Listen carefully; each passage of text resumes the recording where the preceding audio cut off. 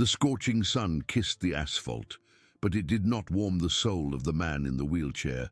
There he was, the beggar, a pathetic figure in the urban landscape, hand outstretched, head bowed, his practiced lament. "I haven't walked in years, please. A handout." His voice hoarse, a whisper of misery that repeated day after day, a perfect mask. The crowd passed by, some with pity, others with disdain. No one saw the truth behind the watery eyes, the dirty beard, the torn clothes. No one suspected the heavy secret he carried, not just in his conscience, but also beneath the seat of that rusty wheelchair. But the routine, however flawless, was about to crumble. A shadow stretched long, not from the sun, but from an imposing presence. A dark, muscular figure, moving with lethal precision. It was K9, the police dog, a German shepherd trained to see beyond appearances, to sniff out lies, to unmask disguise. His amber eyes fixed, his posture tense, every muscle ready for action. The beggar felt a chill, a shiver that didn't come from the wind. He raised his head, and there he was, the impassive officer, and beside him, the beast. K9 didn't bark, didn't growl. He just watched, his breathing heavy, an omen, a silent command, an almost imperceptible gesture from the officer, and then the explosion. K9 surged forward, not a trot, but a guided missile. In a blink, the dog was upon the beggar, his powerful jaws aiming for the legs, the flesh, the bones. A surgical strike calculated to immobilize, to force the truth to the surface. The scream, not the usual lament, but a roar of pain and pure terror. A guttural, animalistic sound that tore through the afternoon air. K9's fangs sank in with full force, an excruciating pressure that promised to crush. And then the impossible happened. The beggar, the man who swore he couldn't walk, the paralytic, the invalid, the poor soul. He stood up, an instinctive jolt, a primal reaction to unbearable pain. His legs, previously inert, now moved, propelling him upward, away from the voracious attack. The wheelchair, his silent accomplice, toppled backward with a dull thud, revealing its contents. Bags, small plastic packets, white and translucent, rolled across the hot asphalt. Dozens of them, white powder, colored pills. The truth, raw and stark, spilled at the feet of the shocked crowd. They weren't handouts, they were drugs. The beggar, now standing and stumbling, his pants torn and blood beginning to stain the fabric, didn't think. He just ran. The pain in his legs was excruciating, but the panic was greater. The disguise undone, the charade exposed, a life of lies crumbling in seconds. He ran, awkward, limping, but he ran. The dog, still latched on or right behind him, a specter of relentless justice. The crowd, previously indifferent, was now in shock. Whispers turned into exclamations of disbelief, then into shouts of indignation. "Get him! Scoundrel! Criminal!"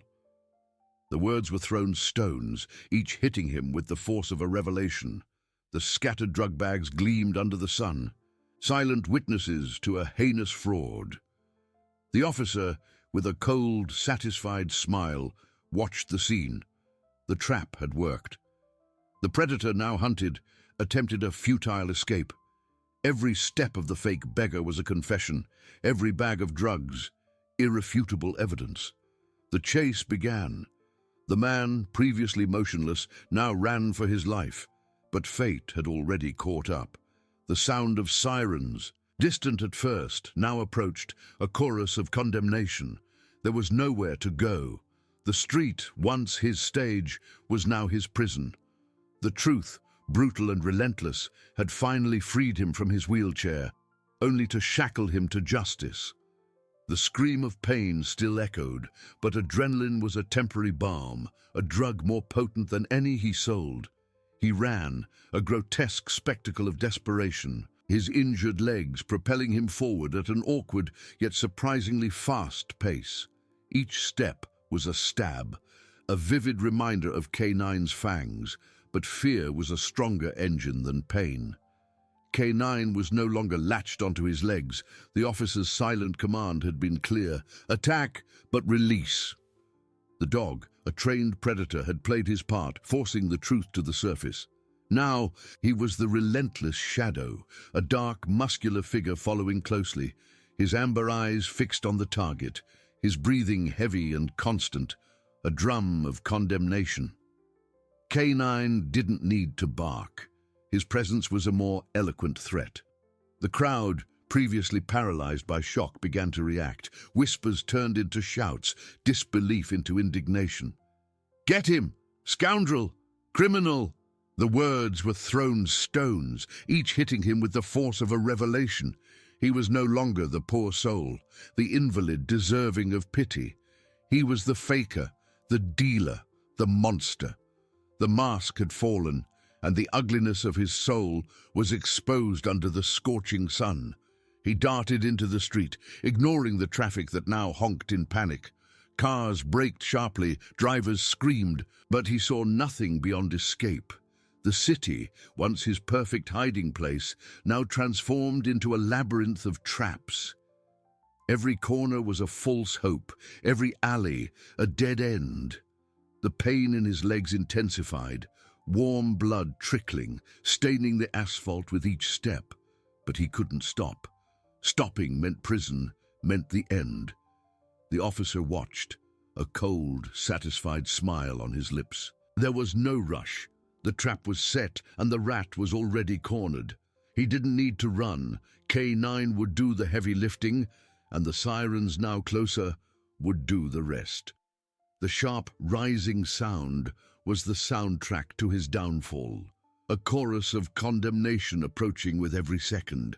The beggar, or what was left of him, turned a corner, bumping into an elderly woman carrying shopping bags. The bags fell, fruits and vegetables rolled across the ground, but he didn't look back. Guilt was a luxury he couldn't afford. Survival was the only instinct left.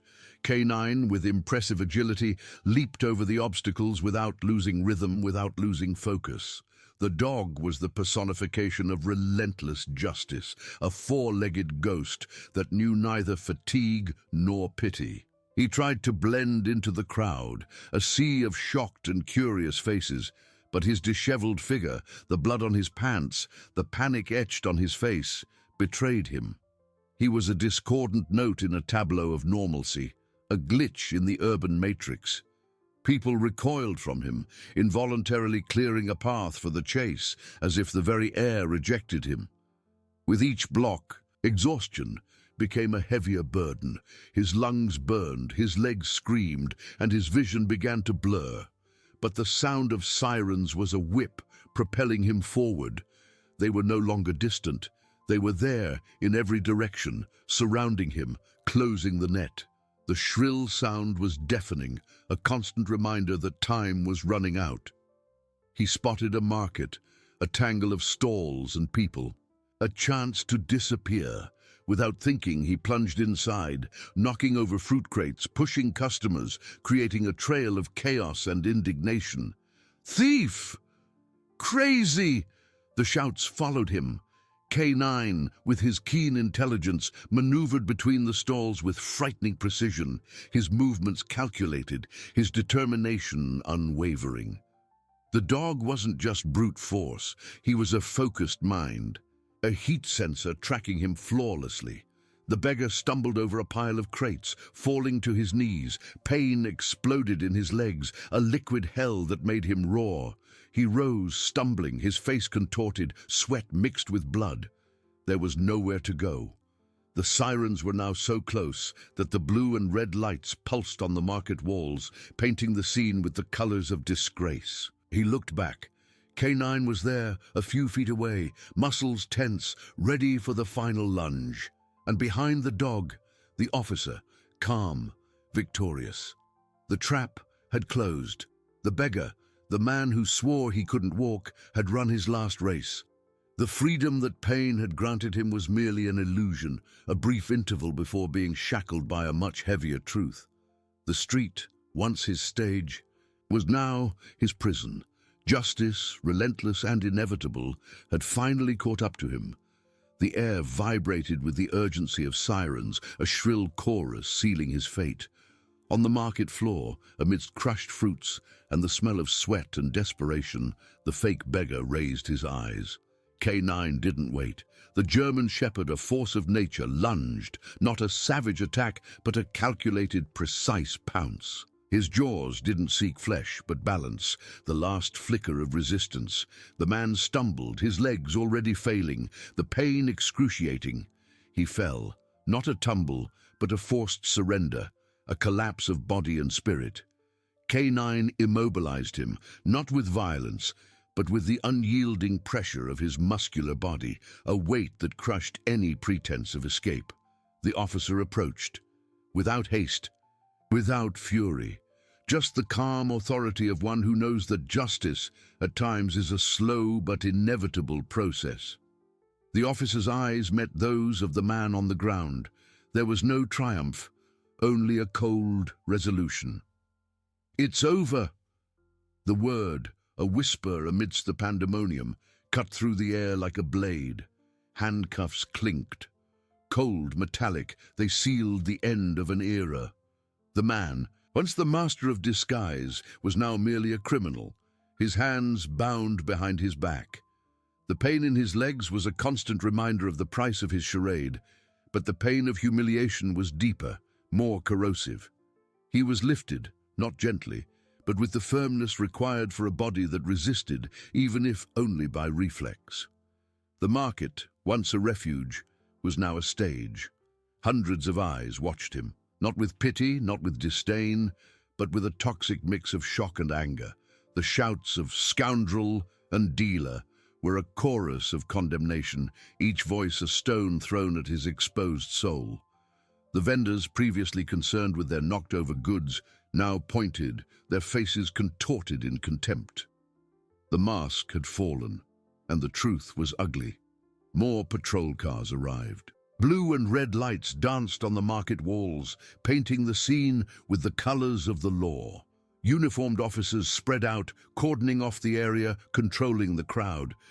The murmur grew, but now it was a sound of order being restored, of control being regained. K9, released from command, sat beside the officer, his tongue out, breathing heavily, but his eyes still fixed on the captured man. A silent guardian, an enforcer of truth. His mission was complete. The officer knelt near the toppled wheelchair, where the drug bags were still scattered, small white packets, colored pills. The evidence, irrefutable, screamed its own story. A police photographer was already documenting every detail, every packet, every drop of blood on the asphalt. The crime scene, once a busy street, was now a laboratory of evidence. The handcuffed man felt the weight of the officer's gaze. It wasn't a look of victory, but of weariness. That officer had seen it all, but the perfidy of that disguise was something that left a mark. The lie, so elaborate, so cruel, now unveiled in broad daylight. He tried to speak, but the words caught in his throat. Fear, pain, shame, everything mingled in a suffocating knot.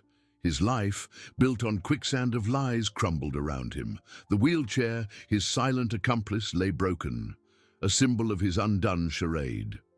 Paramedics arrived, their stretchers and first aid kits ready. His injured legs needed attention, but the deeper wound was in his soul. As they tended to the cuts and scrapes, the man felt the cold of defeat, the weight of justice. There was no more escape, no more disguise. Freedom for a brief and painful instant had been his. Now only the cell remained. He was led out of the market under the gaze of hundreds of people. Every step was a public confession, every camera flash a record of his downfall. The sun, once his silent accomplice, now illuminated him like a spotlight, exposing every detail of his disgrace. The ambulance awaited him, not to take him home, but to a hospital, and from there to prison. The sound of sirens, now softer, was a final lament, a farewell to his life of lies. K9 watched, impassive, as the man was placed in the ambulance. The officer, with a nod to the dog, indicated that the job was done. Justice had been served one step at a time, one bite at a time. The street, once his stage, was now merely the backdrop of his ruin. The truth, brutal and relentless, had finally freed him from his wheelchair, only to shackle him to justice. And justice, with its cold handcuffs and dark cells, was just beginning. The chapter of his charade had ended. The chapter of his punishment was just beginning. The air in the ambulance was thick, laden with the metallic scent of blood and the cold antiseptic of medicine. Each jolt of the vehicle was a stab in his injured legs, a brutal reminder of the undone charade. He lay strapped to the stretcher, not for medical precaution, but for police security. The handcuffs, now on his ankles, were an invisible yet real weight. The freedom K9 had granted him, the ability to run, was a bitter irony, a poisoned gift. The paramedics worked in silence, their faces impassive, professional. They cut away his stained pants, cleaned the blood, applied dressings. Each touch was an invasion, each gauze a veil over the exposed truth. He tried to look away, but there was nowhere to escape. The white walls of the ambulance were a mirror, reflecting his defeat. Outside, sirens wailed. No longer a whip, but a requiem. The world passed in colored blurs, a life he had lost, a life he never truly had. The beggar, the man who swore he couldn't walk, now felt the excruciating pain of legs that had been forced to the truth. The physical pain was intense, but the pain of humiliation was a cancer that gnawed from within. At the hospital, the scene changed, but the imprisonment continued. The emergency corridor was a stage lit by fluorescent lights. Doctors and nurses, tired and curious faces, watched. The news had already spread. He was the spectacle, the faker, the dealer. With every glance, a sentence. With every whisper, a condemnation. His stretcher was pushed into an examination room. More cuts, more cleaning, more questions. How did this happen? What were you running from? He remained silent, his voice locked, his mind in a whirlwind. Words were a luxury he couldn't afford, a weapon he didn't possess. A doctor, glasses perched on his nose, examined the bites. Deep, he murmured, but nothing broken. Very lucky, considering the strength of a German shepherd. Luck. The word echoed in the man's mind. Lucky to have his legs intact, only to be shackled. The irony was cruel, a macabre laugh from fate. As his injuries were treated, his mind revisited the scene. K9's lunge, the fall, the calm officer, the crowd, the shouts, the scattered drug bags, the image of the small white packets and colored pills, the irrefutable evidence burned in his retina. Everything he had built, the facade of misery, crumbled in seconds. An officer, different from the one who captured him, entered the room. His gaze was cold, professional. There was no anger, just the authority of the law. "You are under custody," he said, his voice monotone. "As soon as you are cleared by the doctors, you will be taken to the station for interrogation." The handcuffs on his ankles were replaced by others on his wrists, and fastened to the side of the stretcher. Freedom was a distant memory. The television in the waiting room, visible through the half-open door, showed images of his capture. A reporter, microphone in hand, spoke of the successful operation and the shocking discovery. His image, blurred and distorted, was displayed to the world. The beggar, the invalid, the dealer. The labels accumulated, each heavier than the last. He closed his eyes, but the images persisted. The smell of the market, the panic, the sound of sirens. K9's face, the personification of relentless justice. He had deceived everyone for years, exploited others' compassion, built an empire of lies. And now everything had unraveled in an instant because of a dog. Hours dragged on. The pain in his legs subsided, replaced by an unsettling numbness. Exhaustion was profound, but sleep wouldn't come. Every time he tried to relax, the image of the handcuffs, the sound of sirens, The officer's voice pulled him back to reality. "Lie," the doctor gave the all-clear. "Released into police custody." The words were a verdict. He was lifted from the stretcher, his legs still sore, but now able to bear his weight. Every step was a confession, every movement a surrender. From the hospital he was taken to a patrol car. The blue and red lights danced again, but now they weren't a warning, but transport. The city, once his stage, was now a landscape of his ruin. People on the streets watched, some with curiosity, others with contempt. He was the monster of the news, the man who had betrayed everyone's trust. At the police station, the smell of old paper and cold coffee was suffocating. The grey walls, the hard chairs, the oppressive atmosphere. He was led to an interrogation room, a metal table, 2 chairs, a one-way mirror, the certainty of eyes watching him. The officer waiting for him wasn't the same one from the street, nor the hospital. This one was older, with a gaze that had seen everything. He placed a folder on the table, the dry sound echoing in the silence. "So," the officer began, his voice calm but firm. "Let's talk about what happened today, and about what you've been doing for a very long time." The folder contained photos of the toppled wheelchair, of the scattered drug bags, of the blood on the asphalt. Photos of K9, the unexpected hero. The evidence was overwhelming, irrefutable. There was nowhere to run, nowhere to hide. The mask had fallen, and the truth, brutal and relentless, was there, on the table, waiting for him. The chapter of his charade had ended. The chapter of his punishment was just beginning, and the first page was being written at that very moment under the cold light of an interrogation room. The cold light of the interrogation room was relentless. There were no shadows to hide in, just the rawness of a truth that refused to be silenced. On the metal table, the photos screamed, each image a blow. The toppled wheelchair, a broken symbol of a charade. The drug bags, small white packets and colored pills, scattered like confetti from a macabre party. The blood on the asphalt, proof of a necessary violence, of a justice that bit. The officer, a man whose face was marked by time and law, watched.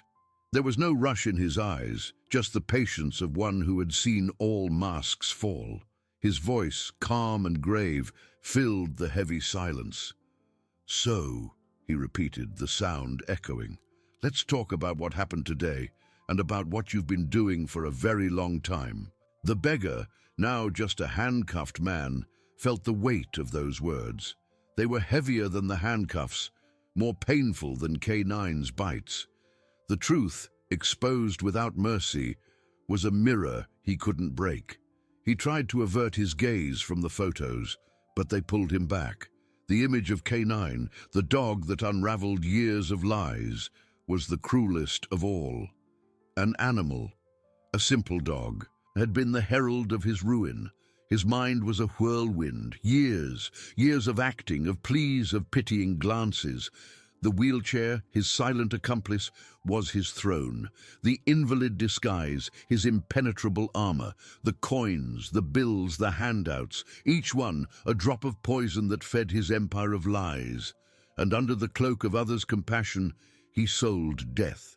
Small packets, big profits. The street, his stage, misery, his script. "You don't have to speak now if you don't want to," the officer continued, his voice devoid of emotion. "But the evidence speaks for itself, and we have witnesses, many witnesses." Witnesses, the crowd, the shouts of scoundrel and dealer, the faces contorted in contempt. Shame was a fire consuming him from within. He had exploited kindness, mocked faith, and now the bill was due. He remembered the first day. The decision to pretend, the healthy leg hidden, the rented wheelchair, the first coin, the first look of pity. It was easy, too easy. Each day the lie grew, gained strength. He became the character, the invalid beggar, the poor soul who needed help. Empathy was his currency, vulnerability, his weapon. But the most potent weapon, the most lucrative, was the drugs. The contact, the supplier, the packets hidden under the blanket, the discreet transaction, the whisper in the ear, the adrenaline of each sale, the calculated risk. He was invisible, untouchable. Who would suspect a beggar in a wheelchair? The irony was a punch to the gut. He had become what he despised most, a parasite. The officer pushed forward a new photo, a satellite image perhaps, or a distant security camera. It showed the wheelchair, yes, but it also showed a man before the paralysis, walking freely, proof that the charade wasn't new, but years old. The beggar felt a chill. They knew everything, the web of lies he had woven so carefully, unraveled thread by thread. The sandcastle, crumbling under the weight of truth. "We have time," the officer said, leaning back in his chair. "Plenty of time, and every minute you stay silent is another minute we spend putting the pieces together. And believe me, we have many pieces." The officer's words were a hammer pounding against the wall of his denial. The physical pain in his legs was a constant reminder of K9's intervention. But the internal pain, the soul's agony, was excruciating. The freedom the dog had given him, the ability to run, was now the cruelest of jokes. He had run, yes, run straight into prison. He closed his eyes. The darkness brought no relief, only more images. K9's face, the intelligent and relentless eyes, the officer who captured him, calm, professional. The crowd, a sea of accusing faces. The ambulance, the hospital, the handcuffs, each stage a nail in his coffin of lies. Shame was a poison spreading through his veins. He had debased himself, sold himself, exploited human compassion in the vilest way. And now, the exposure, the public humiliation. His image, blurred and distorted on television, was the epitaph of his old life. He opened his eyes. The officer still watched him. Impassive, there was no anger, just the cold authority of the law. The beggar felt a knot in his throat. The words, trapped for so long, began to form. A hoarse sound, almost inaudible. He began, his voice failing. The officer leaned forward, his gaze fixed. "Yes?" The word hung in the air, fragile, almost inaudible. But it was a start. The first thread of a web of lies about to be unraveled. The beggar's throat tightened. The truth was a bitter taste, a poison he himself had brewed. He felt the weight of each day, of each dirty coin, of each pitying glance he had exploited. The silence of the room was deafening, broken only by the sound of his own ragged breathing. I am not an invalid." The words came out in a whisper but resonated like thunder in his own ears. The officer showed no surprise, just a nod, a gesture for him to continue. The pen in his hand hovered over the notepad, ready to record every syllable of the confession. The mask had fallen, the charade unmasked, the shame exposed. He closed his eyes again, seeking strength in the darkness. He saw his mother's face, her eyes full of pride, before life dragged him into the abyss. He saw his first job, the promise of a future, all undone, disintegrated by greed, by the ease of the crooked path. The wheelchair, oh, the wheelchair, how it had become his extension, his shield, his prison. It started with a bet. His voice gained a little more strength, driven by the need to unburden himself. "I lost everything. Debts. No way out." The lie initially was a lifeboat, a desperate way to get quick money. The idea of faking a disability came from a movie, from a street story. It seemed harmless. At first, it was just for a few days to pay off loan sharks, but the ease, people's compassion. It was an addiction. Each handout was a dose, each pitying glance a validation. People, they are too good, too much. A bitter laugh escaped his lips. And I took advantage of it. Each day the character became more real. The paralyzed leg truly seemed numb, the wheelchair a throne. He studied the gestures, the expressions, the blank stare, the outstretched hand, the hoarse voice. He became a master in the art of manipulation, others' empathy, his fuel, vulnerability, his sharpest weapon. The officer took notes, his face expressionless. There was no explicit judgment, just the cold collection of facts. The interrogation room was a purgatory, and he was confessing his sins. The drugs came later, more money, faster. He swallowed hard. I was blinded by the money. With each packet sold, a part of his soul drained away. With each addict he fed, a piece of his humanity died. He saw the faces, the lost eyes, the misery he himself helped perpetuate. But the money spoke louder.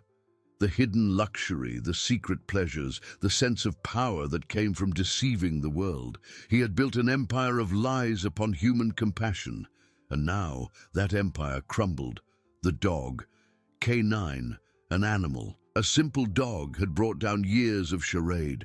The bite on his leg, the excruciating pain, the desperate run. The freedom the dog had given him, the ability to run, was now the cruelest of jokes. He had run, yes, run straight into prison. I sold every day. His voice was now a thread, almost unraveling. I hid them in the blankets, in the chair's pockets. The officer raised his hand, gently interrupting him. And the supplier? Who gave you the merchandise? The officer's question hung in the air, heavier than any handcuff, sharper than any blade. And the supplier? Who gave you the merchandise? An abyss opened beneath his feet, a precipice between cowardly loyalty and the chance for redemption. The interrogation room, once a purgatory of past confessions, transformed into a silent battlefield where the beggar fought against the ghosts of his choices. Fear was a knot in his throat, a chill that crept up his spine. Not the fear of prison, which was already a palpable reality, but the fear of what would come next. The street world, the underworld he had embraced, had its own laws, its own punishments. And betraying a supplier, a crucial link in the chain of addiction, meant signing his own death warrant, even behind bars. They had eyes everywhere, ears in every cell. The shadow of retaliation was long and cold. He remembered the first contact. It wasn't a meeting, but a subtle approach. A man in a dark suit, who seemed out of place in the street's misery, sat on a nearby bench. He watched him for days without speaking. Just watched. Then a $100 bill, folded, fell beside his chair. Inside, a phone number and a veiled promise of better business. The temptation, a whispering demon, was irresistible. The debt to loan sharks, the humiliation of having nothing, the promise of an easy way out. He called. The meeting was in a dark alley under the bridge. The man in the suit, now accompanied by two others, larger and silent. There were no handshakes, just a cold, direct gaze. "You're invisible," the man had said. "No one suspects a poor soul in a wheelchair. Perfect for our business." The proposal was simple. Pick up the packets, hide them, sell them. The profit was fat, the commission irresistible, the threat implicit but crystal clear. Any slip-up, any betrayal, and he and his family would pay the price. The family he had abandoned, but who still existed somewhere in his memory. The beggar felt a chill. The spider web of his life, which had seemed so well woven, now unraveled into loose threads, each pulled by a different force. The officer's voice, however, was an anchor in the storm. "We're not asking you to be a hero," the officer said, his pen still hovering. "We're asking for the truth, and the truth, no matter how hard, is the only way out of this." The truth. A word he had avoided for years. He had become a master of dissimulation, an artist of lies.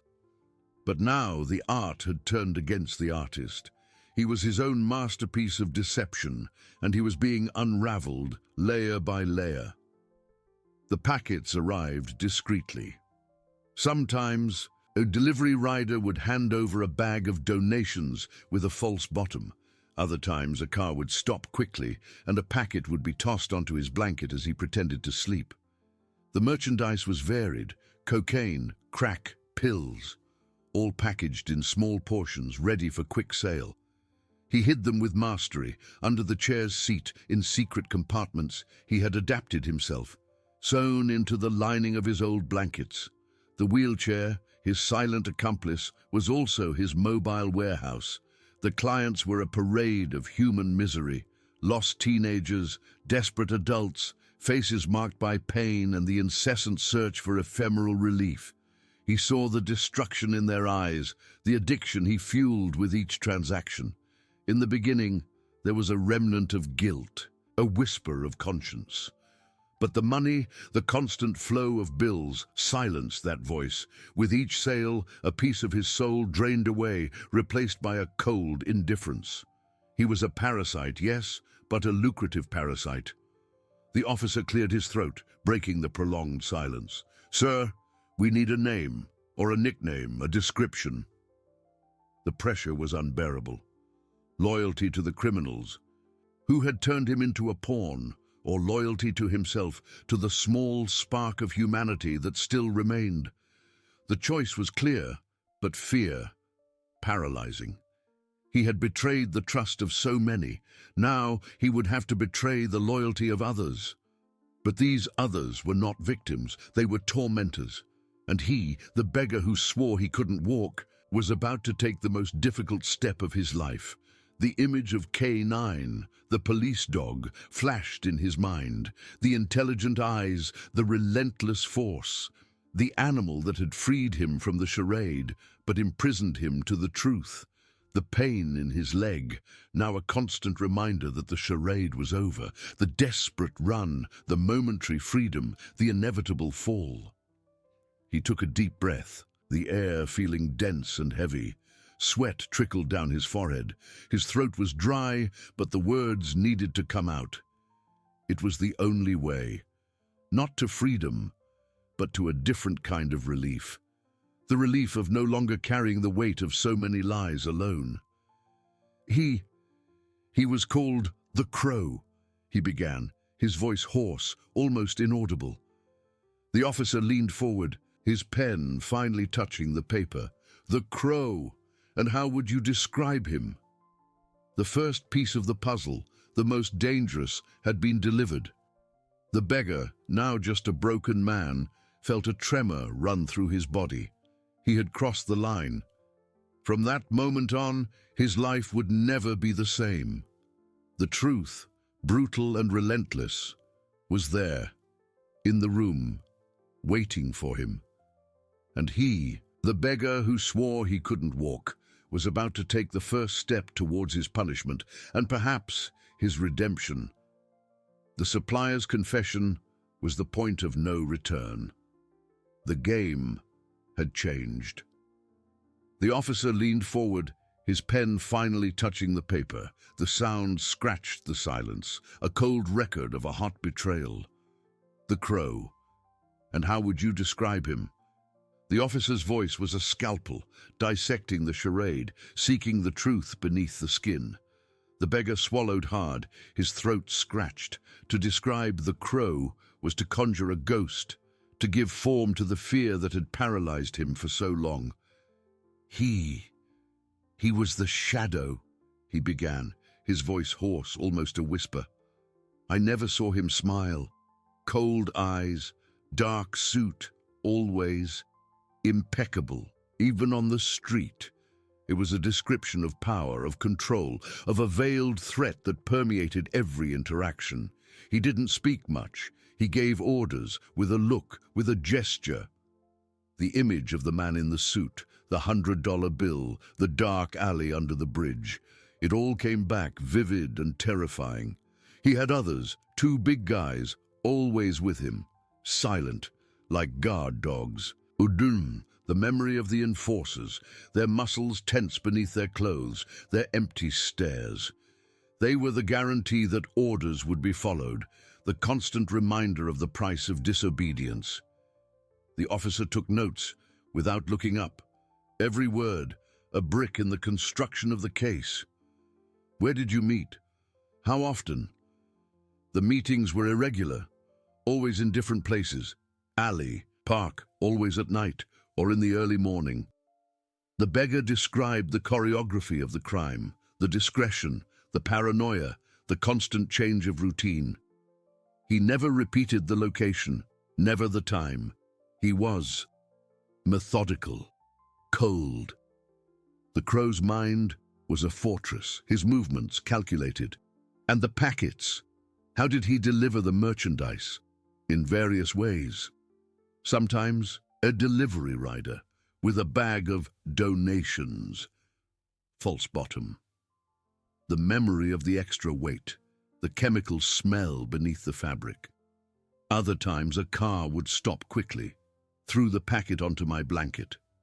I pretended to sleep. The wheelchair, his silent accomplice, was also his mobile warehouse. Secret compartments, false seams, a work of art of dissimulation. With each detail, the web became more visible. The beggar, a pawn, yes, but a crucial pawn, the piece that now unraveled the board. The merchandise was varied, cocaine, crack, pills, all in small portions, ready for quick sale. He fed misery, and the crow fed him. A vicious cycle of dependency and profit. Did he threaten your family? The officer's question was direct, cutting through the air. The beggar trembled. The family he had abandoned but who still existed, the threat implicit at first, had become explicit. Yes, he knew where they lived, said any slip-up, they would pay. The fear wasn't just for himself. It was for those he had left behind, those he had failed to protect. Guilt was a heavy burden now more than ever. The cold light of the interrogation room was relentless. There were no shadows to hide in. The truth, brutal and relentless, was there, in the room, waiting for him. And he, the beggar who swore he couldn't walk, was taking the most difficult step of his life. Sweat trickled down his forehead, his throat dry, but the words needed to come out. It was the only way. Not to freedom, but to a different kind of relief. The relief of no longer carrying the weight of so many lies alone. The officer gestured for him to continue. More details about the crow.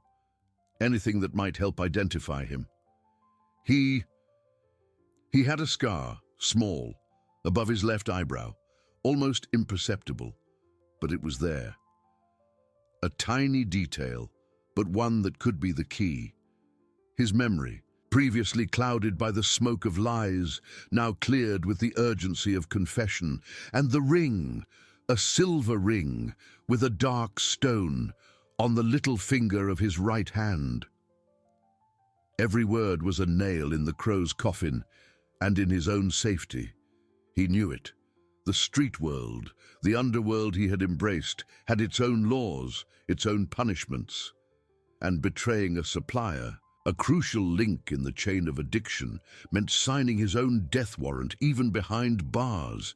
They had eyes everywhere, ears in every cell. The shadow of retaliation was long and cold, but the image of K9, the police dog, flashed in his mind. The intelligent eyes, the relentless force, the animal that had freed him from the charade but imprisoned him to the truth. The pain in his leg, now a constant reminder that the charade was over, the desperate run, the momentary freedom, the inevitable fall. He took a deep breath, the air feeling dense and heavy. I didn't want to do this, he said, his voice almost a lament. But I had no choice. He caught me, used me. The justification was weak, he knew, but it was the only one he had. Loyalty to the criminals, who had turned him into a pawn, or loyalty to himself, to the small spark of humanity that still remained. The choice was clear, but fear, paralyzing. The officer closed the notebook. The sound was final, definitive. "Sir, you did the right thing. Now we need to act fast." The tension in the room doubled. The game had changed. The beggar's confession was not just the end of his charade, but the beginning of a hunt. And he, the beggar who swore he couldn't walk, was at the center of it all, a target, but also a witness. The chapter of his punishment had begun, and the first page was being written at that very moment under the cold light of an interrogation room with his own voice. The truth, brutal and relentless, was there, in the room, waiting for him. And he, the beggar who swore he couldn't walk, was about to take the first step towards his punishment, and perhaps his redemption. The crow was about to be hunted, and the beggar, his herald. The air in the interrogation room crackled, not with static, but with the sudden electric charge of a mission launched. The officer, once a patient inquisitor, transformed. His eyes now were those of a strategist. "Sir, you did the right thing. Now we need to act fast." The voice was a command, not a suggestion. The dry snap of the notebook closing echoed like a starting gun. The beggar trembled. The adrenaline that had propelled him to confess drained away, leaving a chilling void. He was no longer the man of the charade, nor the man of the confession. He was now a target, a witness, a pawn in a much larger game. The officer stood up, his chair scraping on the floor, a harsh sound that grated on his nerves. "You are under our protection now, but don't be fooled. The crow is dangerous. He has eyes and ears everywhere." The words were a warning, not a promise of absolute safety. The underworld did not forgive traitors. The shadow of retaliation was long and cold. He felt its icy breath on his neck. A second officer, until then a silent and imposing figure, opened the door. The corridor light flooded the room, bringing with it the distant hum of the police station. Telephones rang, voices crisscrossed, a reminder of the world outside, a world he had betrayed, a world that would now hunt him. "We need a team. Locate the crow and ensure the safety of his family."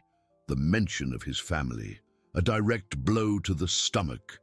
The beggar's heart clenched, a pain sharper than that in his leg. Fear for himself was one thing. Terror for the safety of those he had abandoned was an even heavier burden. He had tried to protect them by staying away. Now his confession put them in direct danger. "My family," he began, his voice choked with guilt, a hoarse lament. "They have nothing to do with this." The first officer placed a hand on his shoulder, a gesture of restraint, not comfort. "We know, but the crow will make no distinction. He will use any weakness. That's why we need to act now." The interrogation room, once a stage for his charade, then for his confession, now transformed into a temporary cell. He wasn't free. He was merely in a different prison, a prison of his own making, built with the lies he had told and the truths he had finally revealed.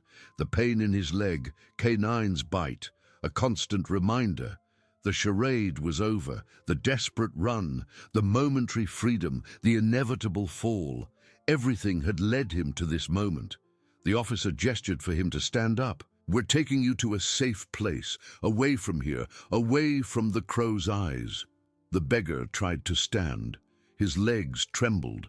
The adrenaline that had propelled him during the confession began to drain, leaving him exhausted, physically and mentally. He was a broken man, yes, but a broken man who had finally taken a step, even if towards an uncertain future. As he was led out of the room, the police station corridor buzzed, officers on phones, maps being unfurled, urgency on every face. His confession had triggered a gear, a hunting mechanism. He was the trigger, and the crow, the prey. But he was also prey, a walking target for those the crow would leave behind. He thought of Canine again, the police dog, the animal that with its instinctive ferocity had torn the veil of his lie, exposing the raw truth. K9 didn't judge, he just acted, and his action had forced the beggar to confront his own reality. The pain in his leg was the mark of freedom. However paradoxical it seemed, the freedom of no longer carrying the weight of so many lies alone. His new life began now, between the protection of the law and the relentless vengeance of the streets. The police station corridor was a whirlwind. Voices, hurried footsteps, the smell of stale coffee and sweat. He, the beggar who swore he couldn't walk, dragged himself, each step an agony. His leg throbbed, the dog's bite, a cruel reminder. The charade had collapsed, and he now paid the price. The officers, tense faces, eyes fixed on monitors, phones glued to ears. The name Crow whispered. A shadow, a threat that spread fast, silent, like a poison. He was the trigger, the crow, the prey, but he was also prey, a walking target, an unmarked car, tinted windows, a silent journey. To where? To a hideout, a disguised prison, without bars, but with invisible walls. Freedom, a distant mirage. He was a ghost, hidden, waiting. The officer beside him, once an inquisitor, now a reluctant guardian. Don't try anything, there's nowhere to go. The voice was a warning, not a promise of safety. The beggar knew. The underworld did not forgive traitors. The shadow of retaliation was long and cold. He felt its icy breath on his neck, his family, the thought, a dagger in his chest. He had abandoned them, to protect them, or to protect himself. The line was thin. Now, his truth condemned them. The crow would not forgive, would make no distinction. Children, women, innocence, everything was weakness, everything was a target. Guilt, a weight greater than physical pain. The car stopped. A discreet house, isolated, surrounded by trees, a refuge or a trap. The cold air conditioning, the oppressive silence, the smell of disinfectant, the hard bed, a luxury cell, but still a cell. He was alone, with his demons, and the echo of K9's bite. Outside, the night was an accomplice. The crow, hunting, his eyes and ears, everywhere. He knew, the beggar knew, betrayal had a price, and the crow collected up front, with interest in blood, the dog, K9. Without judgment, without morals, just instinct. The truth exposed, a wound, but also a liberation. The burden of lies, finally eased, but replaced by the burden of fear, the fear of what was to come, the fear of the crow, the fear for his family. He lay down, his body exhausted, his mind in a whirlwind.